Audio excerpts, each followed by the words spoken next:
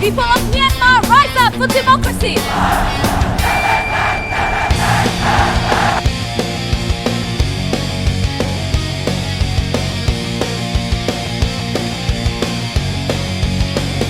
เสียงระฆังดังจากชเวดากองปลุกผู้คนให้มองไปที่หัวใจและเขาแปดสี่ตัวที่จารึกไว้คือวันแห่งความหวังและน้ำตาที่ไหลนอง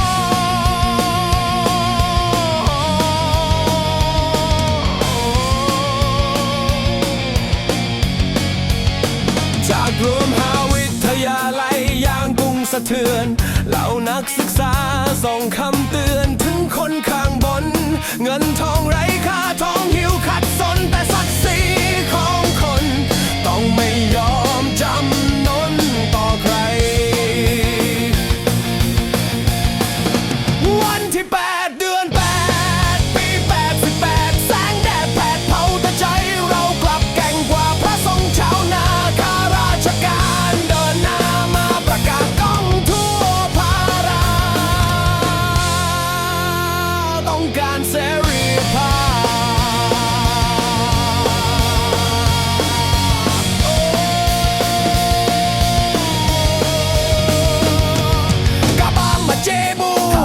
ใจบูเราจะไม่ลืมแม้ร่างจะถูกกลบฝังแต่ใจยังยืนหยัดตราบโลกสลา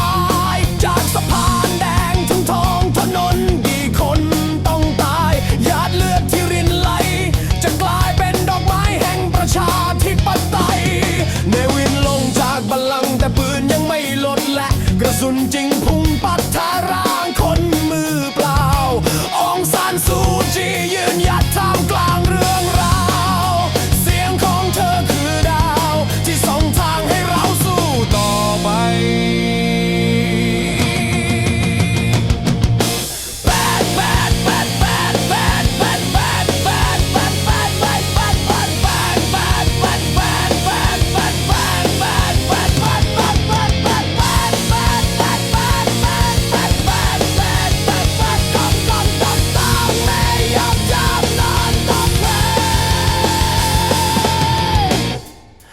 วันที่ 8 เดือน 8 ปี 88แสงแดดแผดเผาแต่ใจเรากลับแกร่งกว่าพระสงฆ์ชาวนาข้าราชการเดินหน้ามาประกาศก้องทั่วภารา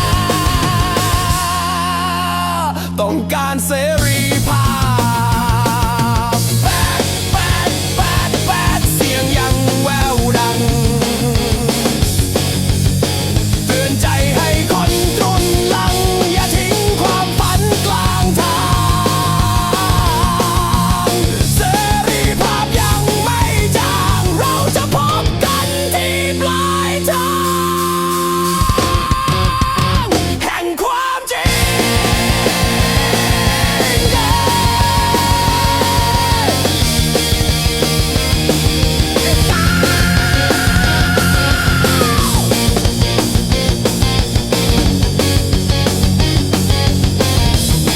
People of Myanmar, rise up for democracy!